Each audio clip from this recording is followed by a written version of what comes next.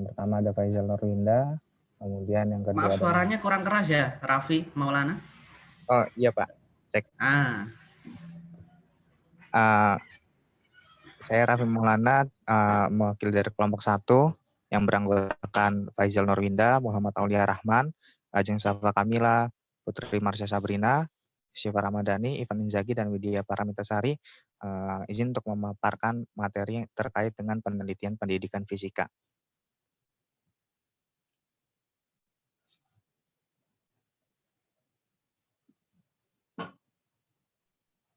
Baik, apakah suara saya terdengar?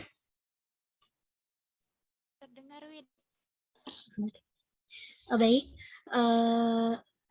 langsung saja kita mulai ke pembahasan. Yang pertama kali kita akan bahas adalah pengertian dari penelitian pendidikan. Nah, sebelum itu kita harus tahu terlebih dahulu apa itu penelitian. Penelitian merupakan istilah lain dari riset, di mana kata riset itu merupakan kata yang berasal dari bahasa Inggris, yaitu research. Research sendiri secara etimologi berarti mencari kembali. Nah, apa yang dicari kembali?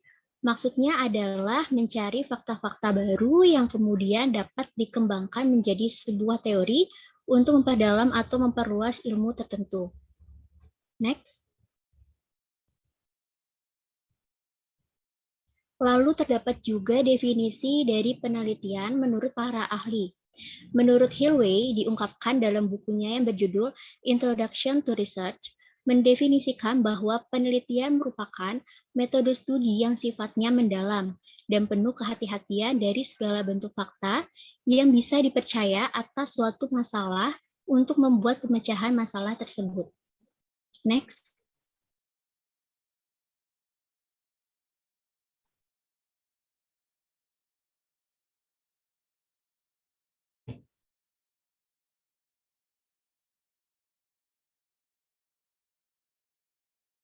Selanjutnya, menurut John W. Creswell, dalam bukunya yang berjudul Educational Research, mendefinisikan bahwa penelitian merupakan sebuah proses atau langkah-langkah yang digunakan untuk mengumpulkan dan menganalisis informasi untuk meningkatkan pemahaman kita terhadap suatu topik atau masalah.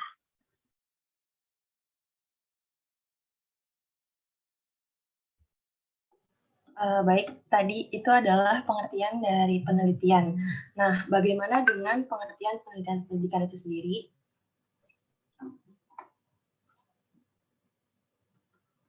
Jadi penelitian pendidikan itu adalah penelitian yang dilakukan dalam bidang atau ruang lingkup kependidikan, atau suatu proses atau kegiatan yang dilakukan secara sistematis, logis, dan berencana untuk mengumpulkan, mengolah, menganalisis, dan menyimpulkan data dengan menggunakan metode tertentu untuk mencari jawaban atas permasalahan yang timbul dalam bidang pendidikan fisika. Nah, dalam bidang pendidikan.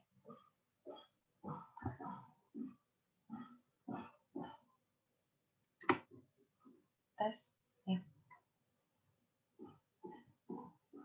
Nah, jadi sebenarnya pengertiannya itu kurang lebih sama kayak penelitian tadi, tapi ruang lingkupnya lebih spesifik gitu ke dalam bidang pendidikan. Nah, berdasarkan pengertian dari para ahli tadi, kami membuat kesimpulan bahwa penelitian pendidikan merupakan suatu proses yang sistematis dengan menggunakan metode studi untuk memperoleh knowledge dan problem solving dari permasalahan yang diangkat, khususnya permasalahan fisika. Masalah pendidikan.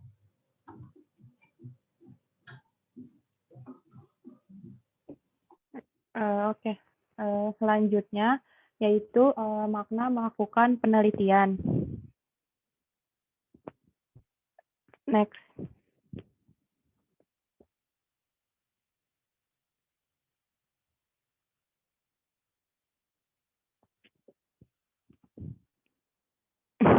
Makna penelitian.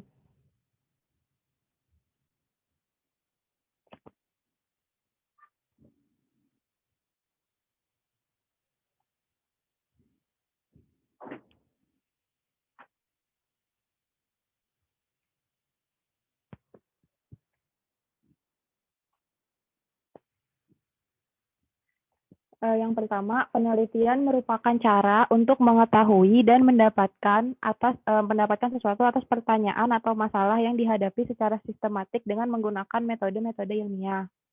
Di mana metodenya itu terstruktur.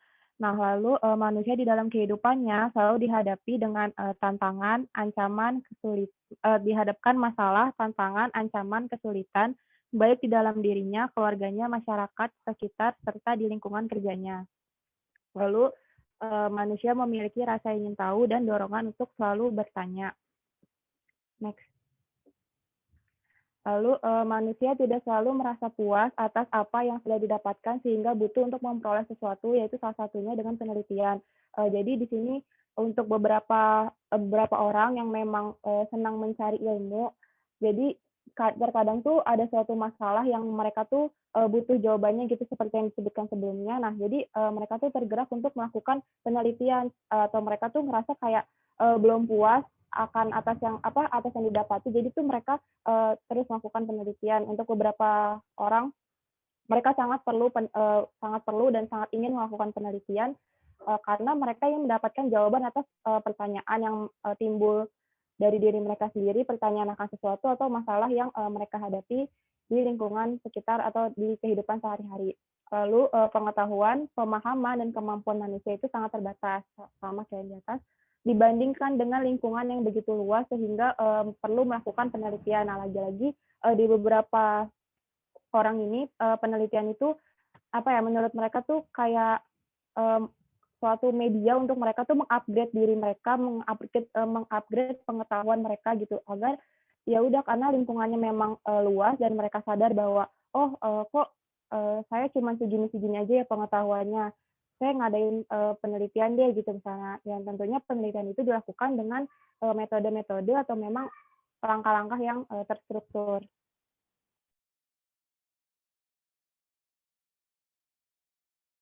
Selanjutnya ada pentingnya penelitian. Yang pertama itu penelitian menambah ilmu pengetahuan. Tadi disebutkan juga di makna penelitian banyaknya isu atau permasalahan di sekitar kita. Seperti kita mencari tahu kira-kira teknologi apa yang tepat untuk meningkatkan kemampuan peserta didik gitu. Nah, melalui penelitian ini berkembang hasil yang membantu menjawab pertanyaan. Dan pada saat kita mengumpulkan data atau riset, kita memperoleh pemahaman yang lebih. Dengan melakukan penelitian, kita juga berkontribusi memberikan informasi dan solusi terhadap masalah. Yang kedua itu penelitian meningkatkan praktik. Nah, penelitian ini penting karena menyarankan perkembangan dalam praktik. Berbekal dari hasil penelitian, guru dan pendidik bisa menjadi lebih profesional dan lebih efektif. Dan yang ketiga itu penelitian menginformasikan kebijakan dalam perdebatan topik.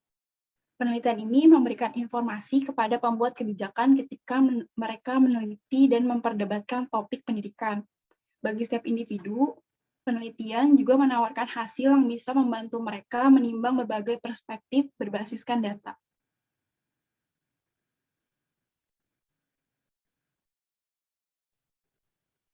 Ya, selanjutnya ada tren penelitian dalam pendidikan fisika. Lanjut. Nah, sebelum masuk ke tren penelitiannya, kita masuk ke metode apa saja sih yang biasanya dipakai untuk diteliti gitu. Yang pertama itu mungkin ada penelitian kuantitatif ya. Ini penelitian metode penelitian yang mungkin paling sering digunakan dari dulu. Penelitian kuantitatif ini menggunakan desain eksperimen dengan berbagai variasi dan variabelnya memiliki komponen serupa dalam metode ilmiah.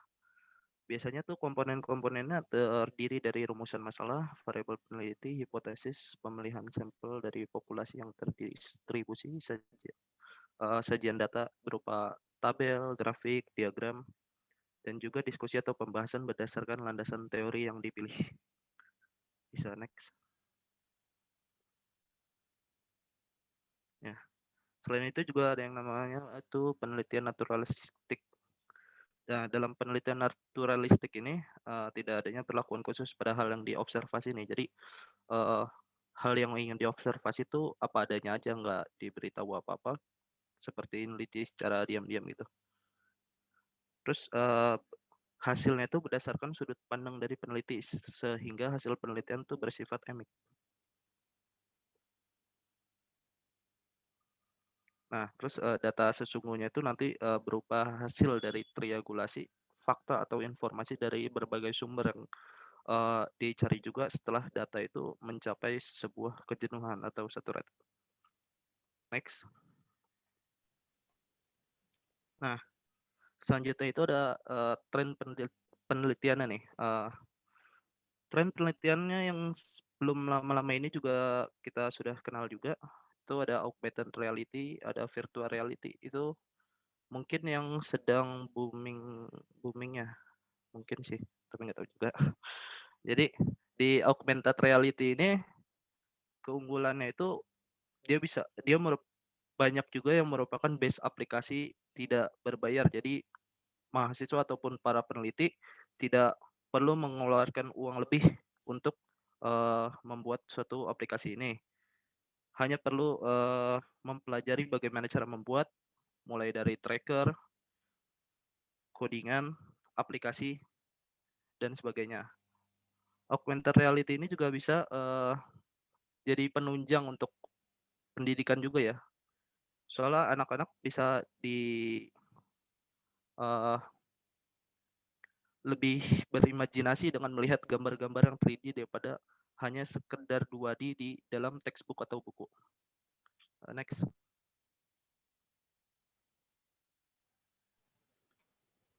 Nah, kenapa sih tren dalam penelitian itu terus bergeser gitu atau terus berkembang? Dan ternyata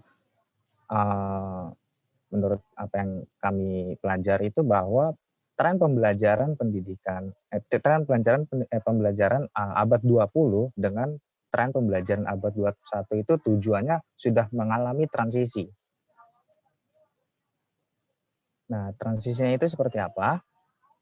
Nah, pada pembelajaran abad 20 itu latihannya itu berbasis konten dan memorisasi. Jadi ketika ada materinya dihafal. Itu meningkatkan daya ingat. Ternyata di pembelajaran abad 21 itu sudah berbeda, yaitu transisinya mendidik kemampuan tingkat tinggi atau biasa yang disebut dengan high end skills.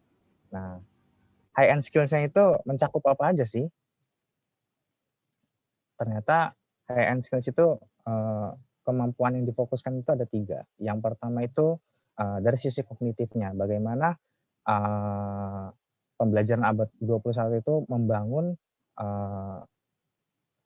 mendevelopment reasoning skill atau kemampuan penalaran, yang kemudian juga itu melatih critical thinking atau berpikir kritis, dan kemudian itu membangun bagaimana siswa mempunyai struktur pengetahuan yang terkoneksi dengan baik. Kemudian yang kedua itu ada interpersonal. Ini kaitannya dengan kolaborasi dan komunikasi antar sama teamwork-nya. Kemudian yang ketiga itu intrapersonal, artinya berhubungan dengan individu, entah itu kemampuan intelijennya atau emosionalnya, itu yang difokuskan dalam pembelajaran abad 21. Bisa next. Nah, purpose education and research goal melalui integrasi kemampuan abad 21 dengan literatur PER atau Physics Education Research, satu set pendidikan yang didefinisikan secara luas dan tujuan penelitian diusulkan untuk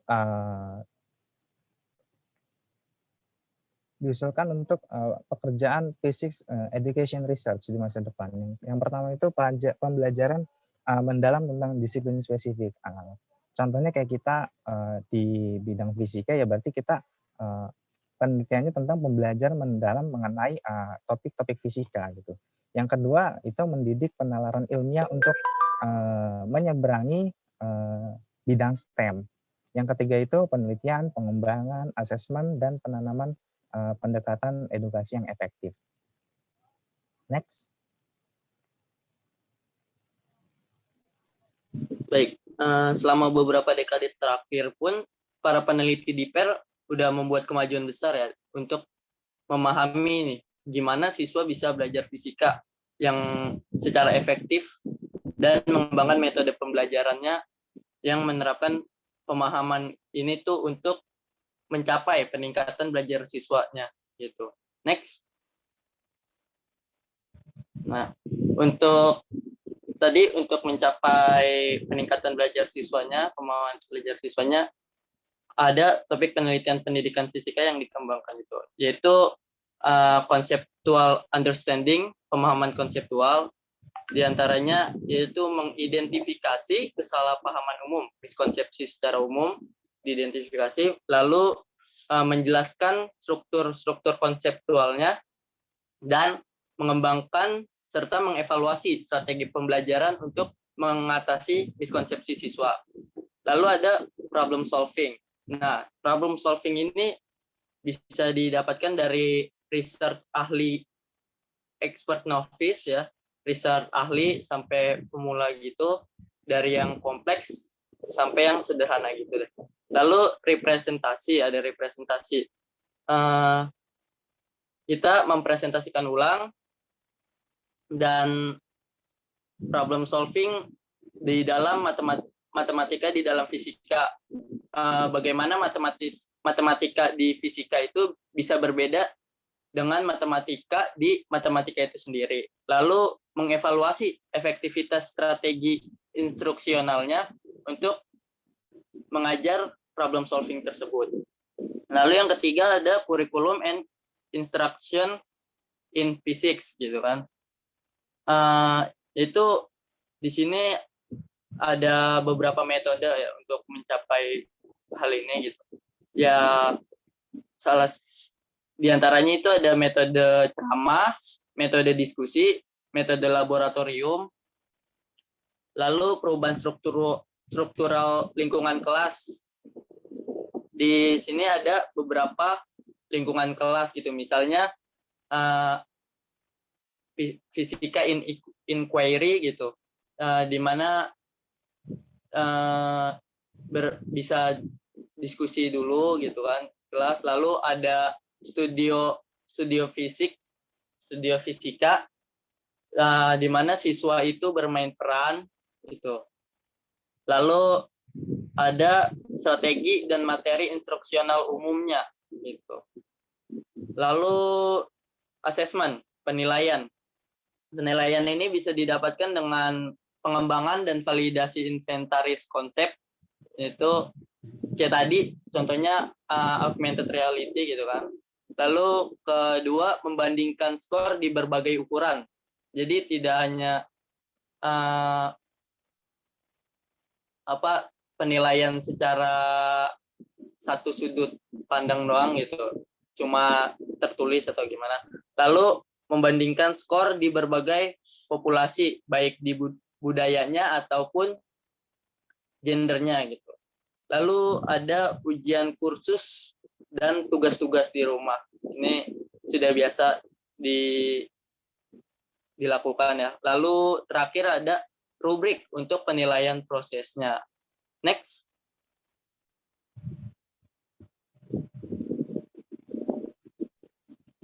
Nah, ini diambil dari salah satu jurnal, contoh Trend Physics Education Research di Korea.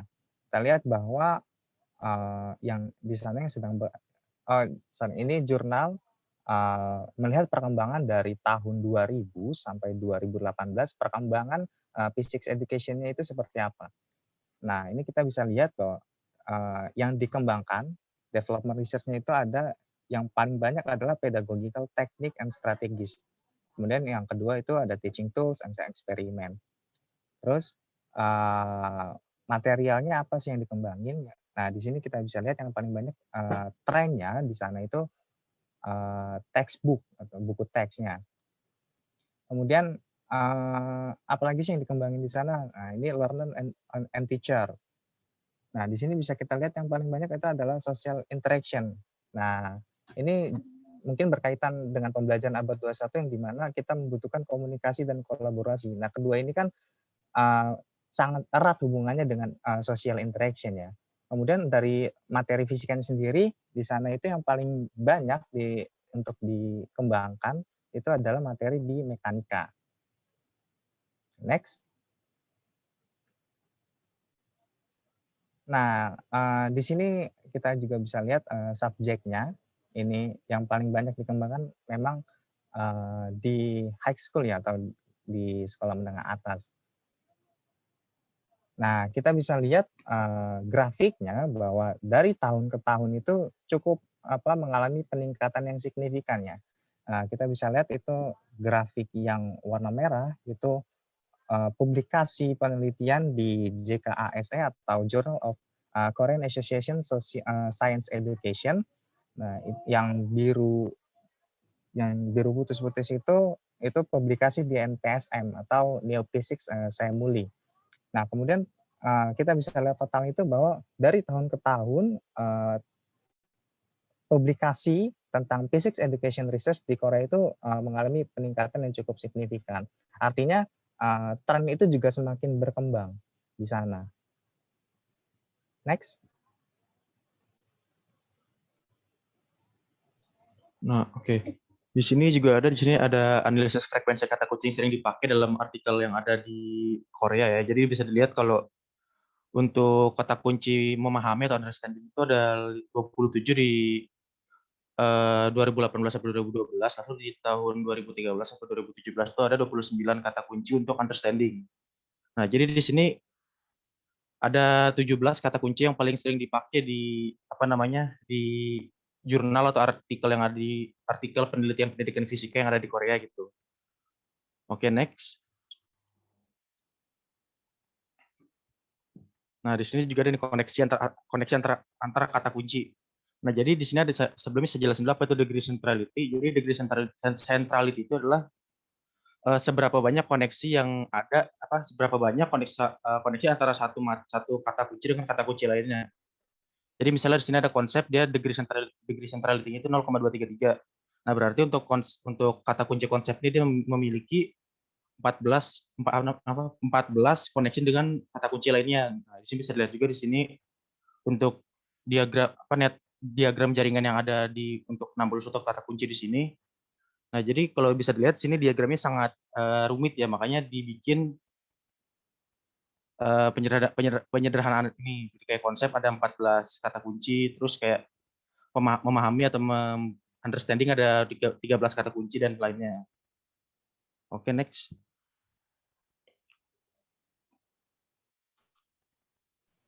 Nah, apa sih yang diharapkan penelitian pendidikan fisika ini di masa yang akan datang?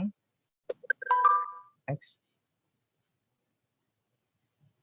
Nah, yang diharapkan ini tantangan yang dicatat untuk arah penelitian dalam physics education research di masa depan itu termasuk kebutuhan untuk yang pertama ini mendefinisi tujuan yang jelas dan operasional untuk membimbing penelitian dan praktiknya. Kemudian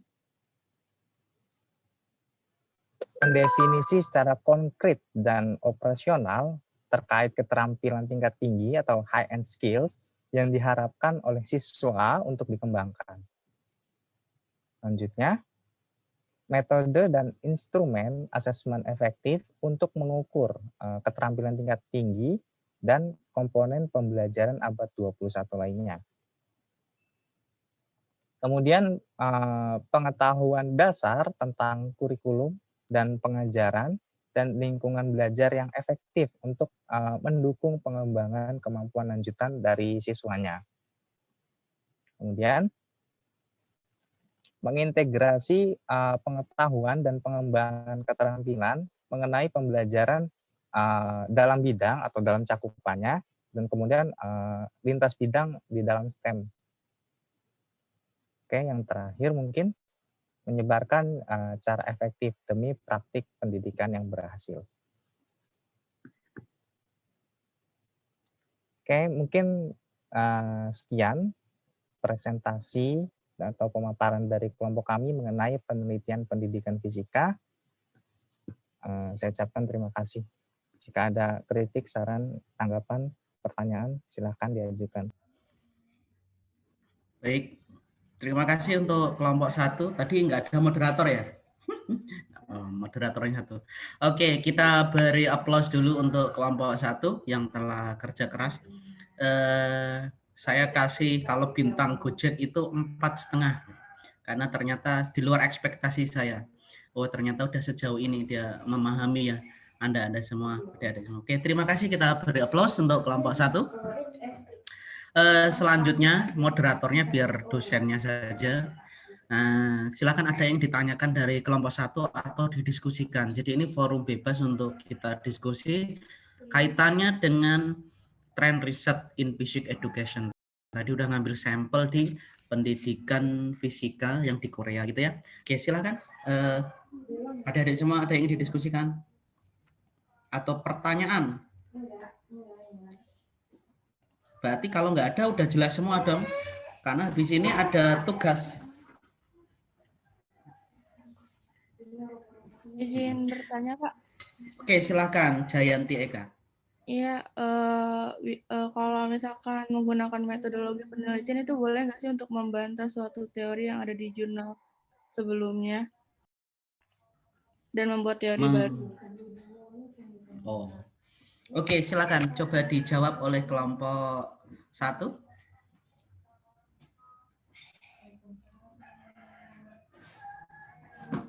Halo. Silakan coba dijawab oleh kelompok 1. Jadi yang ditanyakan oleh Ibu Jayanti itu, boleh nggak kita membuat teori baru berkaitan dengan penelitian-penelitian sebelumnya gitu. Oke, silakan. Izin menjawab, Pak. Iya, siap. Boleh, silakan. Mungkin gini ya, seperti yang tadi teman saya bilang, Raffi bilang itu kan tren pendidikan atau sebuah teori dalam suatu penelitian itu kan terus berkembang ya Pak ya. Mungkin pada tahun sebelumnya itu, tahun yang telah lampau itu, sebuah teori atau penelitian yang dilakukan itu nggak bisa dilakukan dengan sempurna karena keterbatasan alat dan semacamnya. Nah, menurut saya jadi membatah atau membuat suatu teori yang berbeda dari yang sebelumnya itu boleh-boleh saja, asalkan emang itu mungkin lebih mutakhir dalam penelitiannya gitu. Mungkin ada teman yang lain ingin nambahin. Oke, sip. Terima kasih Faiza. Jadi pertanyaannya cukup kritis dari Eka, dijawab oleh Faiza. Cukup mewakili. Silakan ada, berarti kalau cukup ada sesuatu yang kurang. Nah, coba silakan ada yang ingin menambahkan. Kurang dikit aja. Jadi silakan ada yang ditanyakan. Ditambahkan dari kelompok 1, tambahkan dulu.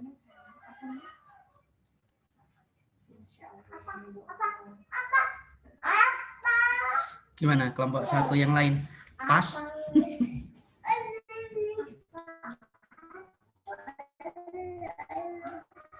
Oke, kalau tidak ada gini, cara berpikirnya gini. Oke, pertanyaan dan jawabannya cukup bagus, saya mengapresiasi. Ternyata mahasiswa ibu kota lebih canggih lah, karena saya dulu 5 tahun ngajar di kampus sebelah di Banten, Untirta. Gini, yang ingin saya sampaikan, bolehkah kita membuat teori baru? Lah ini kalau ditanya apakah ada teori baru? Hukum Newton 1, 2, 3, hukum Newton 4 ada tidak? Ataupun Stephen Hawking yang terbaru kan menemukan teori-teori terbarunya black hole. Nah, apakah itu teori baru? Nah, jadi kalau dalam tataran riset kita itu posisinya keadaannya itu kan baseline sudah ada, baseline itu dasar. Hukum Newton tetap di situ. Apakah kita bisa buat hukum Newton 4? Nah, itu dibuktikan lewat penelitian. Lah, kata kuncinya makanya di riset. Hukum Newton 1, 2, 3 itu seperti apa? Nah, ini kaitannya dengan penelitian pendidikan, berarti apa? Kita posisinya ngapain, Pak? Kan kita udah nggak bisa nih buat hukum Newton 4 gitu ya. Nah, kalau posisinya udah nggak bisa, berarti kan keadaannya seperti ini. Misalkan, bentar.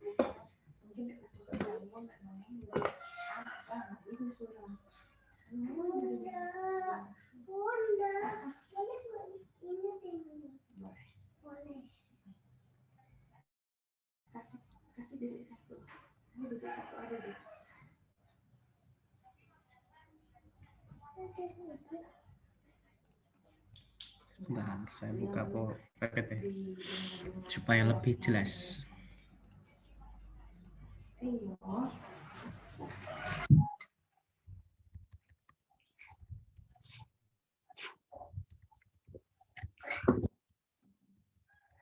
Jurnal Dek, ambil Dek.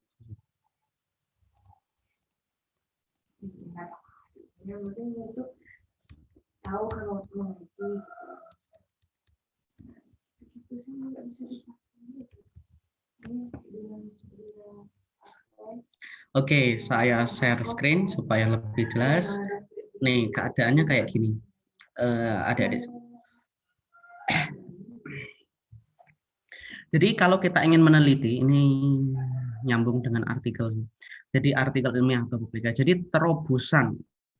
Jadi kalau kita ingin buat sebuah penelitian terobosan atau breakthrough, itu memecahkan masalah terbuka yang telah dicoba selesaikan oleh banyak sekali peneliti. Ini jarang sekali. Ini yang tadi saya contohkan. Jadi Stephen Hawking, kayak orang-orang Stephen Hawking itu sangat langka. Terus rintisan, groundbreaking, atau membuka lapangan baru yang belum digali. Nah, ini kan tadi Anda mencari kan, makanya muncul peta.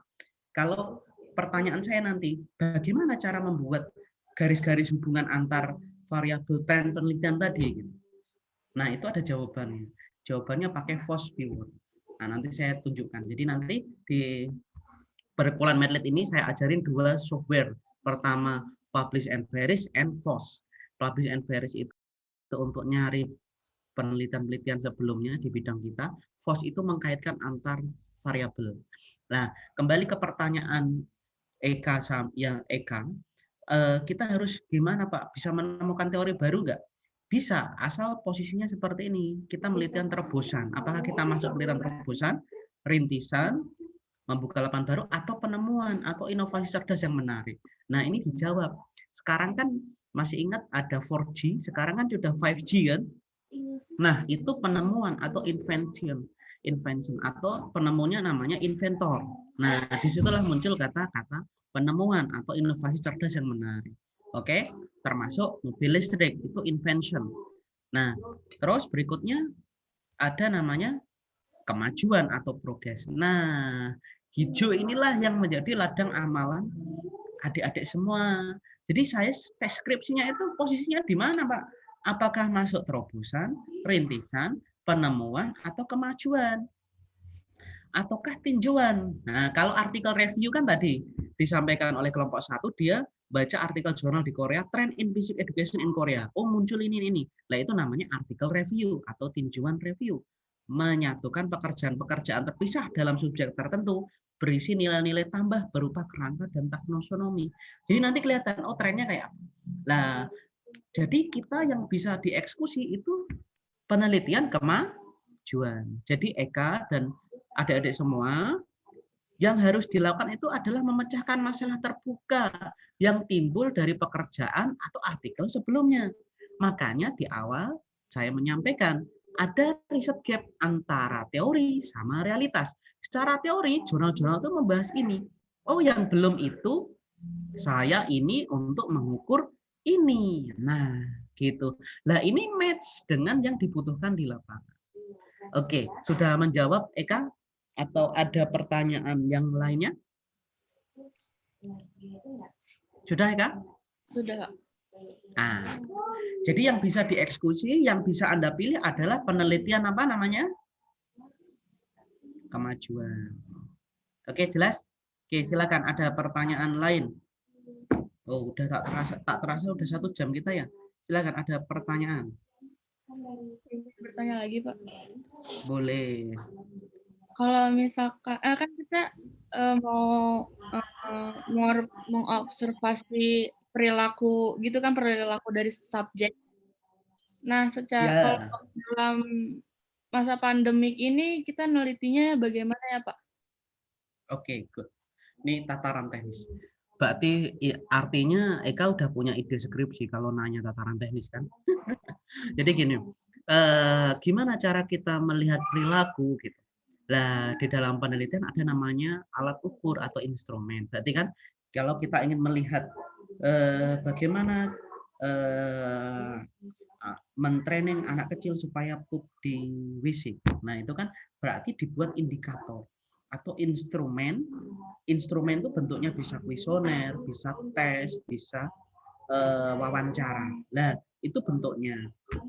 Terus cara mengumpulkannya bisa lewat secara checklist, secara lesan gitu kan, atau video menggunakan CCTV. Lah, berarti kalau kita ingin melihat perilaku siswa, gimana caranya? Berarti memerlukan instrumen yang namanya alat ukur yang disebut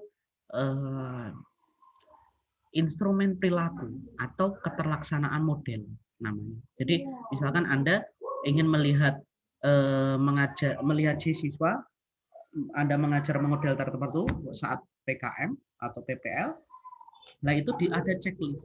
Nah terus yang men-checklist ini siapa kan? Saya mengajar, itu perlu observer, pengamat. Berarti misalkan si Raffi, si Ivan, atau Faisal sebagai observer men-checklist. Oh, anak ini misalkan ada checklist, daftar checklist, kita mengajar pakai inquiry. Ditunjukkan inquiry itu diawali dengan sebuah masalah. Berarti guru menunjukkan masalah. Nah, terus ngamati si Ivan, si Raffi sama si Faisal. Oh, si Eka benar nggak sih pakai itu di checklist. Nah, nanti itulah sebagai daftar kontrol. Oke, jelas Eka pertanyaannya? Jawabannya? Jelas, Pak. Silakan. Ada pertanyaan lagi, adik-adik semua? Oke. Ada Pak. Ada berarti silakan, boleh Kak. Wah, diborong Eka semua ini. Jangan-jangan ini hari ini Eka semua ini yang sudah disetting ini. Silakan Eka. Berarti kalau mau nanya Pak, berarti biasanya kesalahan dari mahasiswa dalam menyusun proposal metode penelitian itu apa ya Pak? Oke, ini pertanyaan. Oke. Gini, biasanya kesalahannya itu dia tidak tahu apa yang harus diteliti, gitu. Dia nggak paham. Kesalahannya itu di situ. Jadi nuliskan judul sama rumusan masalah itu tidak nyambung. Oke. Nah, makanya dari situ pertemuan kayak gini itu saya maunya ada presentasi nanti UTS progress report. Bagaimana cara template udah di-download kan? Nah, hari ini maksud saya Anda ngisi template itu. Setelah pertemuan ini kan Anda udah dapat ide tren toh, paling enggak tema masalahnya apa. Udah dituliskan di judul. Nah, kesalahan yang sering adalah pertama tidak match antara judul sama rumusan masalah. Yang kedua miskin daftar pustaka. Makanya saya tunjukkan nih loh Google Scholar sampai berapa tadi Trend in Physics Education 1.900.000, hampir 2 juta kan? Nah, daftar pustakanya rata-rata Suharsini, buku-buku Indonesia lah gitu. Nah, padahal nanti saya tunjukkan kalau kita ingin berdasarkan bukunya Creswell itu seperti ini, adik-adik semua. Kalau kita ingin melihat review. Oke. Nah, dalam gambar 3.1 ya kan?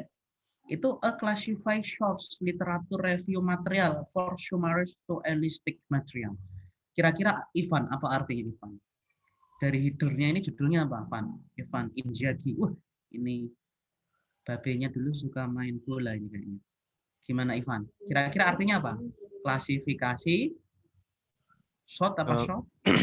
Klasifikasi sumber dari literatur review. Good. Terus artikel review. Klasifikasi terus? Dari artikel review dari kesimpulan untuk early stage apa sih? Stage itu sinonim dari panggung apa? Stage. Jadi stage itu panggung atau penampakannya atau literaturnya. Nah, jadi di sini terlihat ini apa, Van? Menurut kamu ini apa ini tulisannya? High, kelihatan ya? Iya kelihatan Pak. High standard to ensure quality. Oke, ensure quality. Jadi intinya standar kualitas tinggi. Oke, di sini ya. Iya, terus kalau yang sini apa? Low standard to ensure quality. Oke. Terus Faizal Nur ini apa bacanya? Ide dasar, Pak. Ide pertama ya. Ide apa? ide dasar atau ide yang Ide pertama? dasar. Oke, good. Oke. Yasmin ini apa bacanya ini?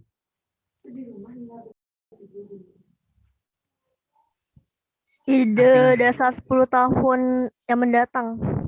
Nah, berarti dari keempat ini kira-kira kan ini intinya kan di tengah ini kan? Nih, yang saya kasih warna hijau ini. Intinya kan di sini kan? Nih ada tertulis nih.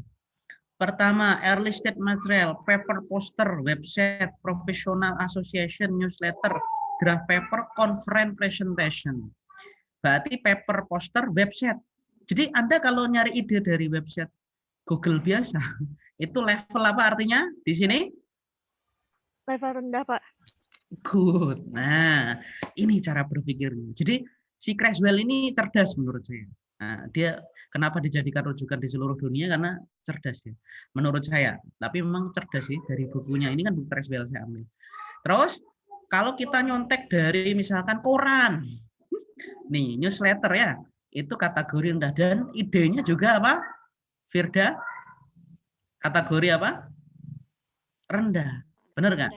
Rendah. Nah, terus yang kedua, ini kan level yang kedua. Kan kita maunya Anda kalau ingin nyari baju atau sepatu yang high atau yang ecek-ecek. Yang high harga murah gitu kan. Nah kan gitu kan. Lah pertama ini apa? Indeks publication, ya kan? Terus conference paper, ya kan? Terus tesis, skripsi. Nah, Anda main ke perpus UMJ melihat ide skripsi itu level ke berapa? Level kedua. Jadi dia itu low-nya low level kedua. Jadi masih kategori rendah. Oh, saya nyontek sajalah dari kakak kelas skripsinya, apalagi udah dapat sovelnya gitu. Nah, nanti akan ada aturan. Saya kan tim penjamin mutu, ada Turnitin. Turnitin itu similarity, plagiarisme. Jadi Anda copy paste dari web atau yang sudah online itu akan kedetek. Turnitin adalah sebuah tool untuk ngecek plagiarisme. Oke, jadi kalaupun Anda copy paste dari website, dari skripsi orang, sama aja bohong, nanti akan kedetek sekian persen. Kalau lebih dari 35% Anda suruh perbaiki. Oke, terus yang kedua, jurnal artikel. Nah, jurnal ini posisinya cukup tinggi, ya kan? Nah, terus buku ini ada catatannya, coba Anda baca. Oke, jurnal kan udah saya ajarin kan, nyolongnya pakai apa? Yang bayar jadi gratis. Anna Fitria. Kemarin saya ajari pakai apa? Pakai ini, Pak. Apa yo? Linknya ada 2 kemarin dikasih.